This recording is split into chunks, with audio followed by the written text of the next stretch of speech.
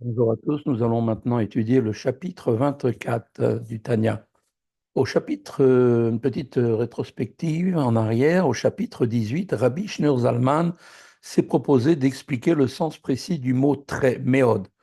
Dans le verset, cette chose est très proche de toi, Kikarob elecha adavar, méod, très dans ta bouche, beficha, ou bilvafra, et dans ton cœur, la soto, tu peux la mettre en pratique. Il est effectivement donné à chacun d'entre nous de servir Dieu avec un sentiment d'amour et de crainte, et ce, en éveillant l'amour latent dissimulé en son cœur. Afin de montrer comment cet amour peut inspirer l'observance de la Torah et des commandements, Rabbi Shneur Zalman a étudié le lien qui existe entre tous les commandements positifs et le précepte de la foi en l'unité de Dieu. Ani Hashem Elokechem, je suis l'Éternel votre Dieu. D'autre part, il a envisagé le rapport entre les préceptes négatifs et l'interdiction relative à l'idolâtrie. Velo yelecha Elokim acherim, tu n'auras pas d'autre Dieu, qu'il va donc maintenant étudier. La notion d'unité de Dieu ne signifie pas simplement qu'il n'est qu'un seul Dieu, mais plutôt que Dieu est la seule et unique existence. Réciproquement, l'idolâtrie n'implique pas nécessairement un déni de l'existence de Dieu ou de son unicité. Toute idée, toute existence indépendante et séparée de Dieu, eh bien, constitue une forme d'idolâtrie. Dans le chapitre précédent, Rabbi Shneur Zalman a souligné que la Torah et les commandements dans laquelle la volonté divine est révélée permettent une union parfaite avec Dieu. Eh bien, dans ce chapitre, chapitre 24, il va nous expliquer que la transgression a un effet exactement contraire. Alors qu'une mitzvah crée une union avec Dieu, eh bien, la faute, elle, crée une séparation. Quand une mitzvah témoigne de l'unité de Dieu, eh bien, une transgression est synonyme d'idolâtrie. Nous commençons dans les mots. Perek Chav Dalet Vezeleumadze, chapitre 24, et l'un est à l'opposé de l'autre. Étant donné que chaque élément dans le domaine de la sainteté a un équivalent dans le royaume impur de la Sitra Achara, l'accomplissement des commandements et l'étude de la Torah, qui crée une union avec Dieu, ont également un élément qui est opposé. En shasa mitzvot lo ta'ase deoraita bechol isure de Rabbanan. Eh bien, ce sont les 365 interdits de la Torah et tous les interdits rabbiniques. מאחר שהן נגד רצונו וחוכמתו יתברר, ואפרם ממש, הם נפרדים מייחודו ואחדותו יתברר בתכלית הפירו ממש. Dès lors que ces 365 interdits sont contraires à la volonté et à la sagesse de Dieu, et véritablement leur opposé, il constitue une séparation pour celui qui transgresse, une séparation absolue de son unité et de son unicité. Kemo asitra achara va klipa, tout comme la sitra achara et la klipa, qui elles-mêmes, anikreot, avodazara, qui sont appelées avodazara, d'autres dieux. ואלוקים אחרים מחמת הסתר פנים של רצון עליון כנזכר לעיל, parce qu'en fait, les forces du mal, eh bien, les clipotes, bien sûr, ont leur action et la dissimulation de l'aspect intérieur de la volonté divine qui les caractérise, comme il a été expliqué plus haut, à savoir, comme nous l'avons appris, que leur vitalité aux forces du mal procède de l'aspect arrière, achoraïm, de la volonté divine, le niveau de Achoraïm, d'où leur appellation Elohim Acherim, autre Dieu. וכן ג' לבושי הנפש שמקליפת נוגה שבישראל, שהם מחשבה, דיבור ומעשה, המלובשים בשסה לא תעשה, דאורייתא ודרבנן. Et tout comme les actes interdits eux-mêmes représentent une séparation avec le divin, de même, les trois vêtements de l'âme animale du juif qui procèdent de la klipat noga, à savoir la pensée, la parole et l'action de l'âme animale, qui sont revêtus c'est-à-dire en fait qui sont employés dans la transgression des 365 interdits de la Torah ou des injonctions des rabbiniques. Vechen ma'ut anefesh atzma amelubeshet beluvshea, ainsi que l'essence de l'âme animale elle-même qui est revêtue de ses vêtements, puisque c'est bien l'âme, après tout, qui pense, s'exprime et agit à travers ses vêtements. Donc les facultés de la pensée, la parole et l'action. Kulam miyuchadim mamash bisitra achara, beklipazo nikret avodazara. Eh bien, ces pensées, paroles et actions sont véritablement unies avec cette sitra achara, l'autre côté, et cette klipa appelée avodazara, idolâtrie. Velo od, et pas seulement ça, de surcroît, Ela shebetelim ou tefelim eleha begroim uptuchim mimena mehod. Eh bien, outre le fait que l'âme animale et ses vêtements sont unis avec la citra achara et lui sont ainsi semblables, ils lui sont soumis et subordonnés et sont bien plus dégradés et plus bas qu'elle-même l'âme animale. Ki i eina melubeshet beguf chumri ויודעת את ריבונה ואינה מורדת בו לפעול פעולתה במשלחת מלכי רעים שלה, שלא בשליחותו של מקום ברוך הוא, חס ושלום.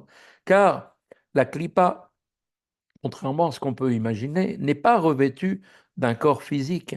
Par conséquent, elle connaît son maître Dieu et ne se rebelle pas contre lui, Dieu que Dieu préserve, en effectuant son action d'envoyer ses mauvais messagers, autrement que par ordre divin. Elle fait tout ce que Dieu lui demande. En fait, elle est là pour donner à l'homme le libre arbitre.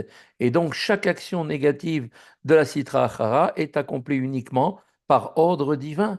Les clipotes qui ne sont pas revêtus d'un corps ne peuvent donc pas se rebeller contre la volonté divine. Seule l'âme animale revêtue du corps humain peut le faire, et elle est donc à ce moment-là elle-même, cette âme animale inférieure aux clipotes. Ou kema'amar bilam lo uchal la'avod et pi Hashem et gomer, comme le disait le prophète des nations Bilam le sorcier, je ne peux pas transgresser la parole de Dieu. Bilam était bien sûr le prophète équivalent de Moshe Rabbeinu du côté des nations, afin qu'il ne puisse pas dire, voilà, si on avait eu quelqu'un comme Moshe, ben, on aurait voulu faire, peut-être il nous aurait amené à faire le bien. Eh bien, ça a été effectivement, on a vu que c'était exactement tout le contraire qui les a amenés à faire. Eh bien que Bilam fût une clipa revêtue d'un corps, quand cette clipa spirituelle, c'est-à-dire le pouvoir prophétique impur avec lequel il espérait maudire le peuple juif, s'exprima en lui, eh bien, il s'exclama, je ne peux pas transgresser la parole de Dieu. Ve'av shenikra avodazara, ha karule elokad eloke. Bien que les clipotes soient appelées elles-mêmes avodazara, idolâtrie, ce qui est un déni de Dieu, Dieu, elle désigne Dieu néanmoins comme étant le Dieu des dieux, et elle ne le dénie donc pas totalement. Ve'einam yocholim la'avor klal al retzono yitbarer, et donc, elles ne peuvent aucunement transgresser la volonté divine.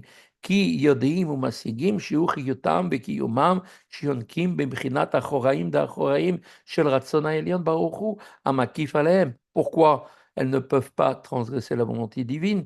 Car elles savent et elles perçoivent que Dieu est leur vie et leur existence, puisqu'elles-mêmes tirent leur subsistance de l'aspect arrière, le côté achoraim, de l'arrière, l'arrière de l'arrière, de la volonté divine qui les enveloppe, comme on avait expliqué. Et là, chez Nikatam, Bechiyutam, chez Betocham, I Bechinat Galut Betocham, l'Archiv Atzman Elokut, Varezo, Kfira, Berduto. C'est seulement que, en fait, leur vitalité qui est en elles, c'est-à-dire la force vitale divine intérieure qui constitue l'identité de chaque être, car s'il n'y avait pas cette vitalité divine, eh bien l'être n'existerait pas.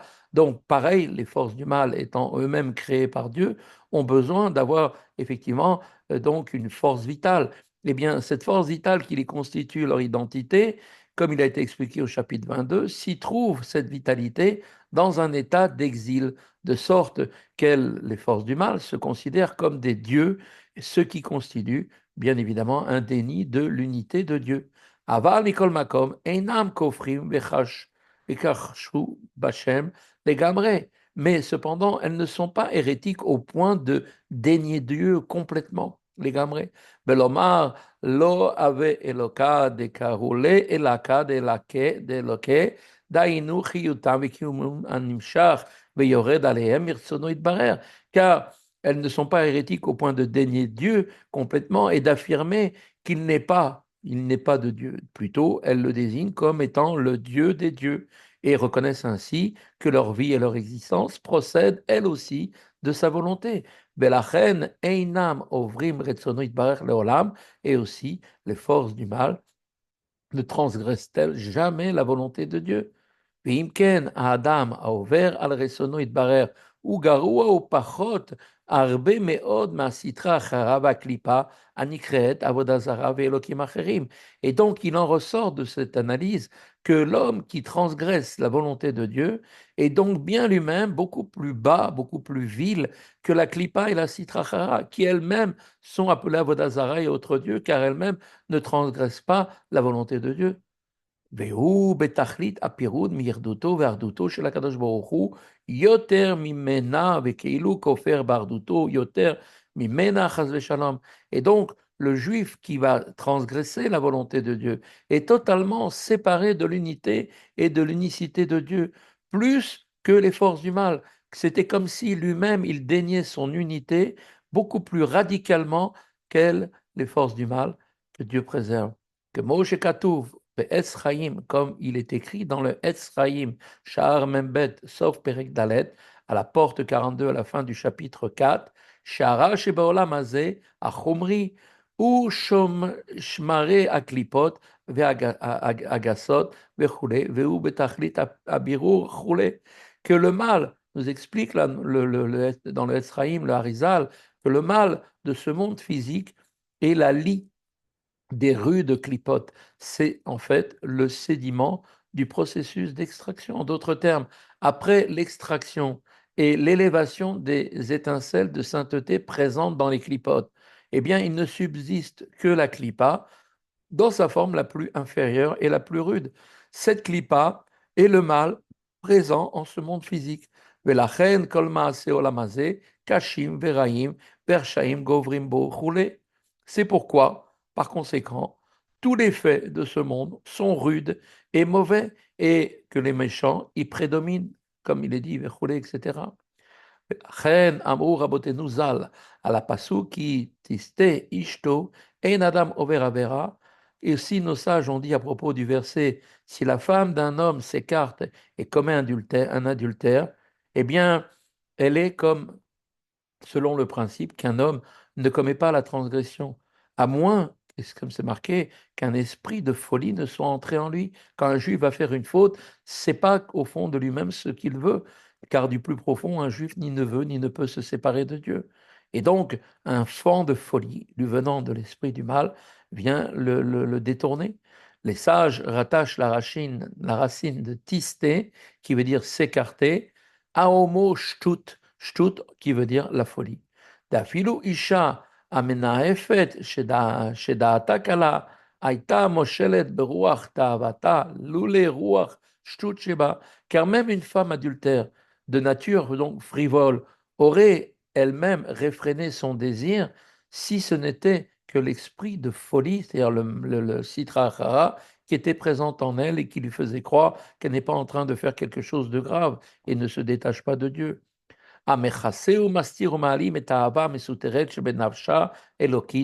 Qui, cette force du mal, recouvre et dissimule l'amour latent présent à l'intérieur de son âme divine, qui, elle, cette âme, aspire toujours à être liée à la foi en Dieu, comme c'est marqué. לדבקה באמונת השם, ירדותו, אחדותו ואחדותו, ולא להיפרד חס ושלום מאחדותו, אפילו נוטלים את נפשה ממנה לעבוד עבודה זרה, חס ושלom. Et donc, un homme, une âme divine qui aspire à être lié à la foi de Dieu et à son unité et son unicité, est inflexiblement résolu à ne pas se séparer de son unité avec Dieu, même au prix de sa vie par un culte idolâtre, quand il est mis à l'épreuve, comme on l'a vu dans de très nombreuses générations, chaque fois qu'on a demandé à un juif de renier sa foi, là, il n'y avait plus pour le Yetzer Hara la place de lui cacher quoi que ce soit. Il comprenait que s'il faisait ça, il se séparait de Dieu. Et les juifs ont préféré plutôt donner leur vie, mourir pour sanctifier le nom de Dieu. Même cette femme adultère, elle aussi, aurait donc été prête à sacrifier sa vie de plein gré plutôt que de se résoudre par coercition à pratiquer l'idolâtrie, chas v'shalom.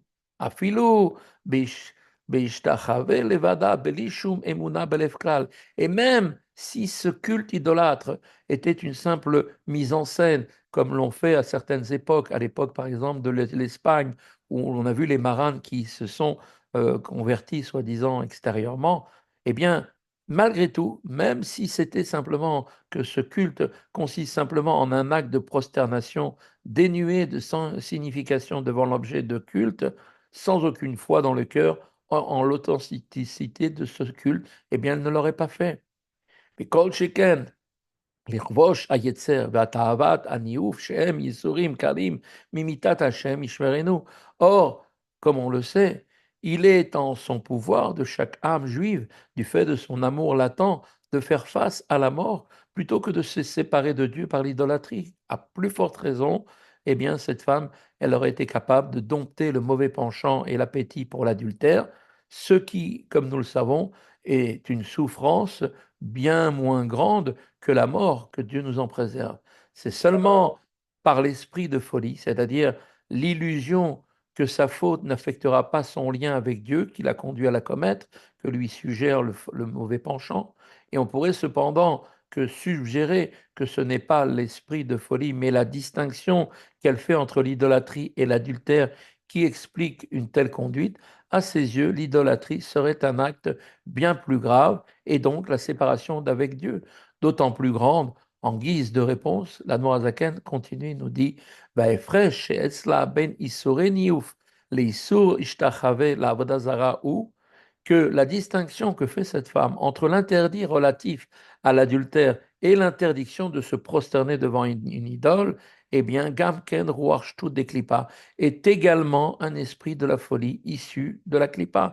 Cet esprit de folie la rend insensible à la rupture que crée chaque faute entre Dieu et elle.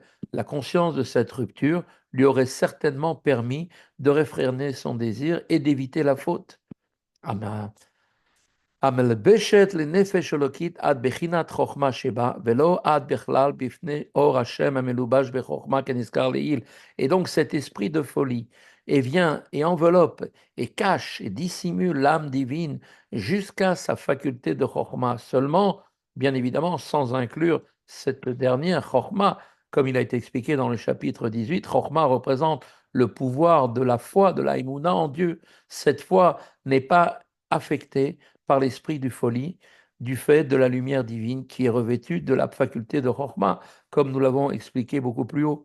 C'est pourquoi, quand cette personne est confrontée à une épreuve qui défie directement sa foi en Dieu, telle que l'idolâtrie, eh bien là, il n'y a plus de cinéma. Elle comprend qu'elle va se séparer de Dieu. Et donc, cette personne est prête à sacrifier sa vie de plein gré. Mais quand elle est confrontée à la tentation de l'adultère, l'esprit de folie peut, à ce niveau-là, dissimuler son amour latent pour Dieu. Et là, elle va succomber. La distinction subjective qu'elle fait entre les deux n'est donc bien que l'œuvre de l'esprit de folie. Car si elle savait vraiment que c'est exactement la même chose, elle ne le ferait pas. Aval bemet la mito afilu avera kala are aovara over al ratson elion baruchu. Mais en vérité, cela ne s'applique pas sur des fautes graves, mais même celui qui commet une faute mineure, eh bien, il transgresse la volonté divine. Et on sait très bien que dans la volonté, il n'y a pas de distinction entre une grande volonté de telle chose ou une petite volonté. Chez Dieu, tout est la même chose. והוא בתכלית הפירוד, מרדותו ואחדותו יתברר, יותר מסטרא אחרא. Et donc, bien évidemment, cette personne, quand elle va fauter, se retrouve complètement séparée de l'unité et de l'unicité de Dieu, plus encore que la citra achara et la klipa, qui sont appelés autres dieux et avodazara, puisque, contrairement à lui, à cet homme, à cette faute que fait cet homme, eh bien la klipa, elle, ne transgresse pas la volonté de Dieu et plus que toutes les choses de ce monde qui en dérivent dans les mots. Il se trouve maintenant complètement séparé de l'unité et de l'unicité de Dieu. L'yoter misitra hara, plus que la force du mal, les forces de la sitra hara, veklipa anikra elokim acherim, qui est appelé l'autre Dieu, va avodazara. et Avodazara, mamash, véritablement, yoter mikol advarim anishpahim imena be'olam hazeh, et plus que toutes les choses de ce monde qui en dérivent. She'em behemot mehot vechayot veofot mehim mishkasim veramasim, à savoir que cet homme qui va fauter se retrouve bien plus bas, bien évidemment, même aussi à savoir des animaux domestiques, et aussi bien que des animaux impurs, des bêtes sauvages, des oiseaux impurs, les êtres abominables et les rampants qui reçoivent tous leur vitalité des trois clipotes complètement impurs. L'homme qui transgresse ne serait-ce qu'une faute mineure, et bien devient lui-même inférieur aux clipotes et à toutes ces créatures impures qui en dérivent, comme il est marqué dans la Mishnah, que celui qui fait une faute est moins bien que le moustique, qui, on le sait, le moustique ne fait que prendre et il ne rejette absolument rien. Kemahamar yitosh kadmecha, comme l'ont dit nos sages, quand un homme faute, on lui réplique, le moustique t'a précédé. Le sens littéral de cette déclaration est ton orgueil est dénué de raison, car même le petit moustique qui fut créé avant toi, parce que dans l'ordre de la création des 6 jours, l'homme est venu le dernier jour, le sixième jour, donc même le moustique était avant lui. Dans un sens spirituel, cela signifie quoi? Eh bien que le moustique a préséance dans son rang sur le pécheur, le fauteur, comme Rabbi Schneur Zalman va l'expliquer. Pirouche de'af yitov shemachnis ve'eno motzi, cela signifie que même le moustique, qui selon la remarque du Talmud, consomme de la nourriture sans excréter, évoque ainsi une clipa qui caractérise le summum de l'égoïsme, lequel consiste à ne rien donner de soi. Shei klipat ayoter tartona berechoka miprinat akdusha amashpahat betachlit arichut kodemet leish achote et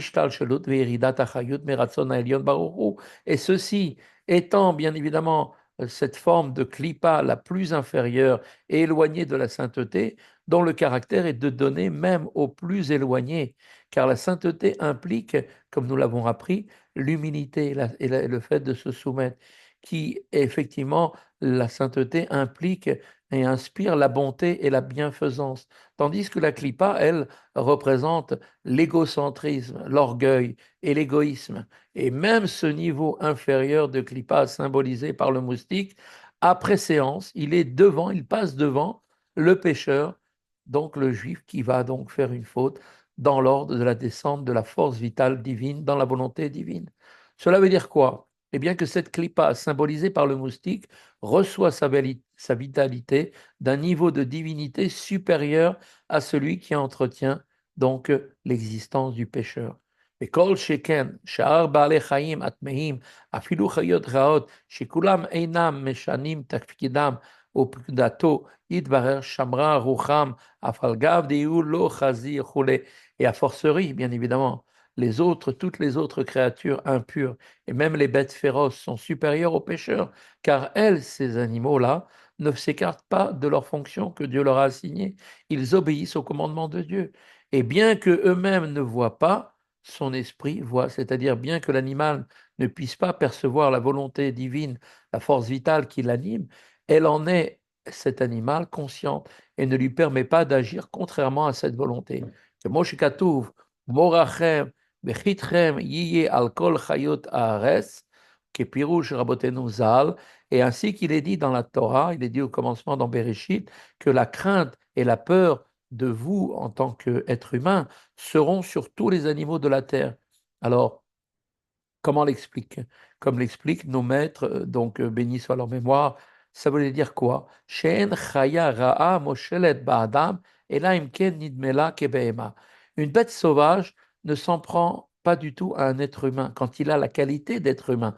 C'est-à-dire comme étaient des grands maîtres, comme on voit le Chida qui était avec des lions qui l'ont porté pour traverser le désert, et d'autres exemples comme cela, comme on l'a vu avec Daniel quand il est tombé dans la fosse au lion, et ainsi de suite, que bien évidemment, l'animal ne s'en prend jamais à un être humain tant que celui-ci lui apparaît effectivement comme un être humain. Mais s'il lui apparaît comme un animal, alors là, il peut s'en prendre à lui, pensant que c'est un animal. והצדיקים שאין צלם אלוקים מסתלק מעל פניהם, כל חיות רעות יתקפיהן כמה היו, כמו שכתוב בזוהר גבי דניאל בגוב אריות. Et de fait, devant les tzadikim, dont l'image divine ne quitte jamais le visage de ces êtres, de ces hommes, eh bien, devant eux, devant les tzadikim, toutes les bêtes féroces sont soumises, comme il a été expliqué dans le Zohar à propos de Daniel, qui fut sauvé alors qu'il avait été jeté dans la fosse aux lions. Non seulement les lions ne lui firent pas de mal, mais bien au contraire, ils se soumirent devant lui. Ainsi, même les animaux ne transgressent pas la volonté de Dieu qui est de protéger l'homme. ואם כן, החוטא ועובר רצונו יתברר אפילו בעבירה קלה בשעת מעשה ובתכלית הריחוק מקדושה עליונה שהיא ייחודו ואחדותו יתברר.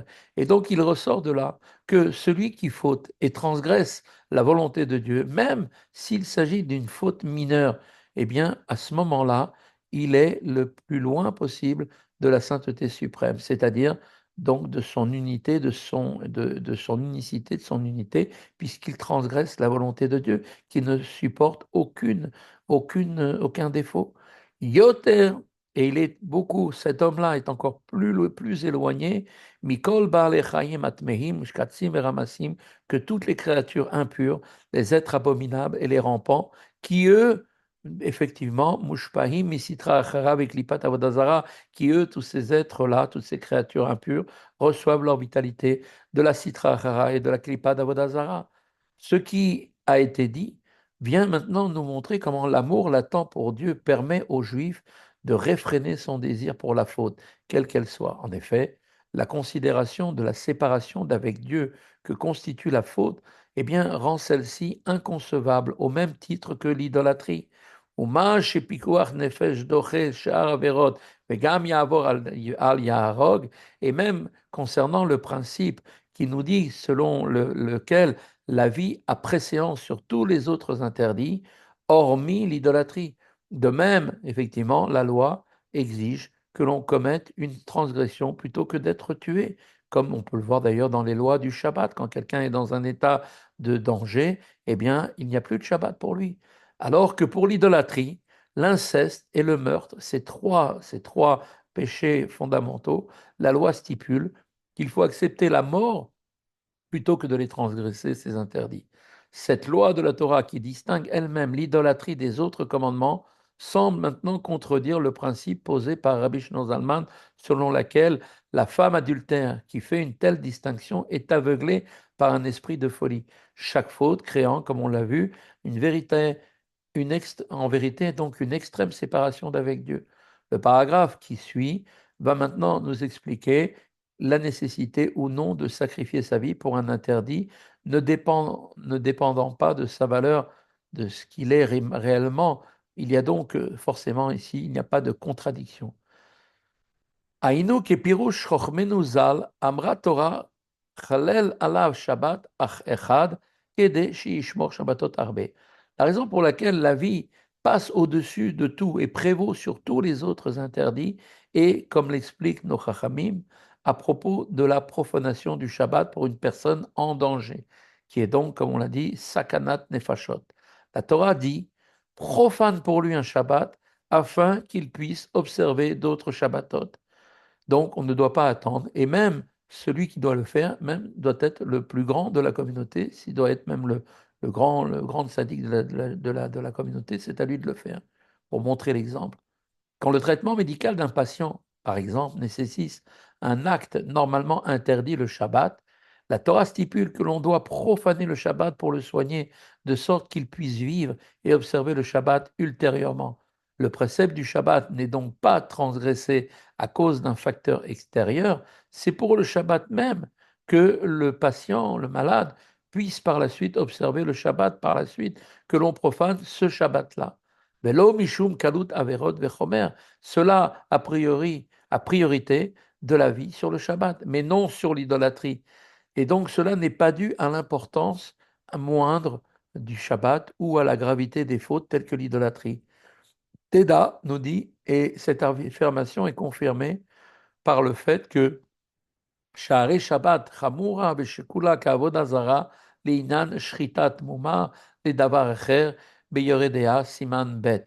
Eh bien, cette affirmation est confirmée par le fait que de transgresser le Shabbat est d'une grande gravité. Et c'est équivalent à l'idolâtrie dans le contexte, par exemple, de l'abattage rituel par une personne qui elle-même transgresse un certain péché. C'est quelqu'un qui n'est pas complet dans son service de Dieu. Il fait des fautes sur une certaine faute.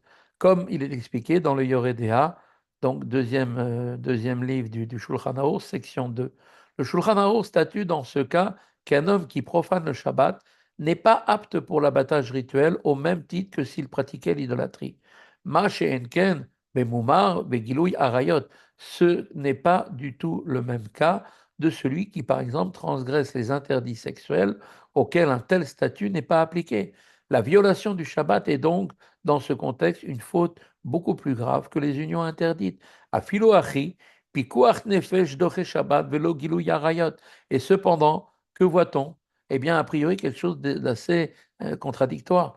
Nous dit, cependant, la vie donc, la vie d'un homme, à la préséance, passe d'abord sur le Shabbat, mais non sur les interdits sexuels. L'obligation de sacrifier sa vie pour ne pas transgresser les interdictions sexuelles n'est donc pas due à leur gravité, puisque la profanation du Shabbat est plus grave que ces derniers, dans le contexte des lois sur l'abattage rituel, et on peut en conclure que la priorité de la vie sur certaines fautes, mais non sur d'autres, n'est pas liée à la gravité de la faute. Et là, Akzerat Akatuvru, on est obligé, forcé de dire que c'est seulement ici un décret des Écritures, quelque chose qu'on ne peut pas comprendre. En revanche, le pécheur qui établit des distinctions entre les fautes suivant leur gravité et succombe à ces tentations alors qu'il sacrifierait sa vie plutôt que d'accepter l'idolâtrie, eh bien cette personne-là est en proie à l'esprit de folie de la clipa, il faut le savoir, lequel dissimule son amour pour Dieu, car en réalité, comme on vient de le voir, chaque transgression constitue une séparation absolue d'avec Dieu. Donc Rabbi Shlomo Zalman va maintenant expliquer que si distinction il y a entre les fautes, c'est seulement au point de vue de leur impact après qu'elles ont été commises. Et là, chez la Chad Maaseh Achata, im hi ma'averot she'en ba'em karet umitat bidei shamayim. Toutefois, après l'accomplissement de la faute, si cette faute va, à savoir si elle fait partie de celles qui ne sont pas punies de karet, c'est-à-dire retranchement de l'âme, ni de mort par la main du ciel, שאין נפשו אלוקית מתה לגמרי ונחתה משורשה אלוקים חיים, car où l'âme divine du pécheur ne périt pas complètement et n'est pas retranchée de sa source dans le Dieu vivant, rak shebgam ksat dvekuta vachizata beshorsha bechet. C'est seulement que son attachement et sa liaison avec sa source sont quelque peu affectés par cette force.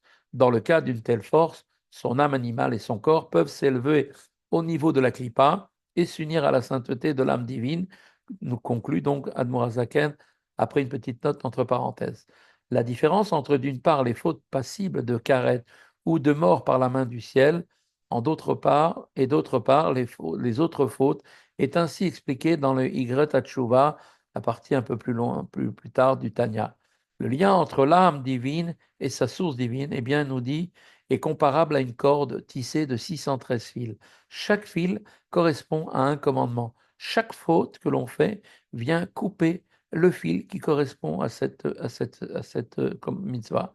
Quand un fil est sectionné, la corde entière est affaiblie, sans être totalement rompue. En revanche, les fautes passibles de karet et de mort par la main du ciel, eh bien, eux rompent totalement cette corde d'un coup, si on peut dire. Dans la note qui suit, l'Admor Zaken explique que la sévérité du châtiment dépend de la tâche causée par la faute, car le châtiment n'est pas une finalité en tant que telle. Il a pour fonction de purifier l'âme de cette tâche, aussi est-il proportionnel à celle-ci. Dans la note, où le fi erer chiluke bechinat abgam benefesh ou beshosha eliona, et donc suivant l'importance et la nature spécifique de la tâche causée par la faute dans l'âme et dans sa source dans les mondes supérieurs, car em chaluke bechinat amiruk vaonesh begeinom o beolamazé. Eh bien là, il va y avoir aussi des différents processus de purification selon la faute et les châtiments dans le Guéhinom ou dans ce monde. La souffrance de l'âme dans le Guéhinom ou les souffrances dans ce monde qui ont pour but donc de purifier l'âme. Lechol avon vechet onesh miyuchad lemarek la'avir alichluch v'abgam. Et donc chaque transgression et chaque faute eh bien à chaque faute correspond un châtiment approprié pour nettoyer et retirer la souillure et la tâche causée par cette faute. Vechen, bechayve mita vekaret, en pogmim kulam beshave. Et de même, la tâche causée par les fautes qui sont punies de retranchement ou de mort par la main du ciel, bidé shamaim, n'est pas la même pour toutes. Voilà, c'est ici la fin de la note.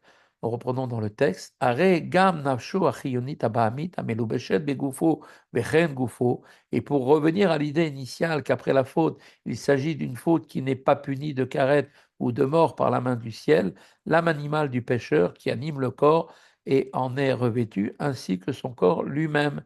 Donc, chosrim veolim misitra achara, eh bien, ont la faculté de pouvoir retourner et de s'élever de la citrara, de la klipa, zo umitkarevim legdushat nefesh elokit amelubeshet behem. Et donc ils peuvent après effectivement avoir subi la punition, se rapprocher de la sainteté de l'âme divine qui en est revêtue. Amamina bashem echad vegam beshat achet aita be'amana ito idbarer. Et donc ils pourront se rattacher à l'âme divine qui croit toujours en le Dieu unique. Et même au moment de la faute, elle, cette âme divine, lui était restée fidèle. Car c'est seulement l'âme animale qui, au moyen du corps, commet la faute. Rag shaita beprinat galut mamash toch nefesh abahamid. Et cette âme divine, eh bien, c'est seulement qu'elle était alors dans un véritable état d'exil dans l'âme animale, qui, comme nous le savons, est issue mais sitra achara de la sitra achara, amartia et agouf ou moridato ima beamkea shaol, et qui en fait cette âme animale et cette sitra achara qui fait fauter le corps et l'entraîne avec elle dans les abîmes les plus profonds. Les mata tachat tomat sitra achara veklipat avodazara Hashem ishmerenu, et donc elle le fait descendre cette âme extrêmement bas, plus bas encore que l'impureté de la sitra achara et de la klipat avodazara, que Dieu nous en préserve. Tout comme un homme en exil, comme on l'avait vu, eh bien une personne qui est en exil est privée d'agir à son gré. Eh bien l'âme divine, elle aussi en exil, de fait de la faute, ne peut s'exprimer en maîtrisant le corps et en l'employant au service de Dieu du fait de la domination étrangère de la klipa. Ve'en lecha galut gadol miseh migra rama chole. Et il n'est pas de plus grand exil que cet exil de l'âme divine à l'intérieur de l'âme animale du fait de la faute. C'est un plongeon, que l'on peut dire, d'un toit élevé vers une fosse profonde. כמו שכתוב לעיל, דשורש ומקור נפשות כל בית ישראל, ובחוכמה הילאה, והוא יתברר בחוכמתו אחד וכולי. Car comme nous l'avons expliqué plus haut, la source et la racine de toutes les âmes juives est dans la sagesse divine. Et Dieu est à sa sagesse, comme nous le savons, sont un. La faute, donc, entraîne donc l'âme de son niveau élevé dans les profondeurs de l'exil à l'intérieur de la Sitra Achara. Vehu kemashal aochez berosho shel meler umoridu limata. Et donc, cela est comparable à l'image de quelqu'un qui aurait saisi la tête du roi, l'entraînant vers le bas, Betomen panav betor beit akise, et le plonge son visage dans une fosse pleine d'excréments. Et il n'est pas de plus grande humiliation pour le roi que cela. Afilu oseken le fisha, et même si ce qu'il fait, eh bien, au moment où il transgresse la volonté de Dieu, eh bien, il ne le fait que pour un moment. Shaklipa vasitra achara nikraot kriya ki vetsoa kanoda, car les clipotes et la citra achara sont appelés comment? Vomissures et excréments, comme il est connu. Donc de même, quand l'âme animale, l'âme divine, qui procède de la sagesse divine, le visage du roi, est entraîné par les fautes dans la clipa, une fosse pleine d'excréments, ne fût-ce qu'un instant, cela représente pour elle la plus grande humiliation. On ne peut donc faire de différence entre les fautes qu'une fois l'acte commis. Cependant, l'acte fautif en tant que tel, quelle que soit sa nature, crée une séparation d'avec Dieu car on transgresse sa volonté. L'amour latent et inné pour Dieu, eh bien, en vertu duquel le juif désire toujours être uni à Dieu et refuse catégoriquement la séparation, ne serait-ce que pour un instant, peut donc être employé dans l'observance de toutes les injonctions et de tous les interdits. C'est là la conclusion à laquelle Rabbi Shlomo Zalman va aboutir, bien sûr, dans le prochain chapitre, où on va nous montrer que la foi en Dieu, Et donc, comme nous l'avons vu, cet amour pour Dieu est donc bien sûr au plus profond de chaque juif et qu'il est de capacité de chacun de se rappeler que pas seulement au moment de faire Avodah Zarah, de faire l'idolâtrie qui se sépare de Dieu, mais que chaque faute a elle aussi le même effet. Voilà, c'est ici que se termine le passage, le chapitre 24, donc un peu long mais compréhensible, j'espère. Il faut réviser, bien sûr, n'oubliez pas de réviser et réviser pour ne pas oublier. Voilà, à très bientôt. Au revoir.